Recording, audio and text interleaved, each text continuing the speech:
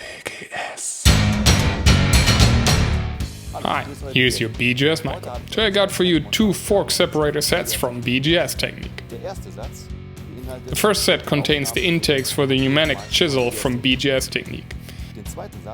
You can use the second set manually by hammering or levering the ball joint. Let's see how it works.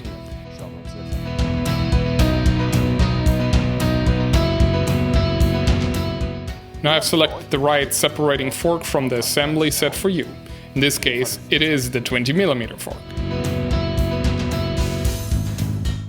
Attach this to the ball head, and the ball head should come loose with a few targeted hammer blows.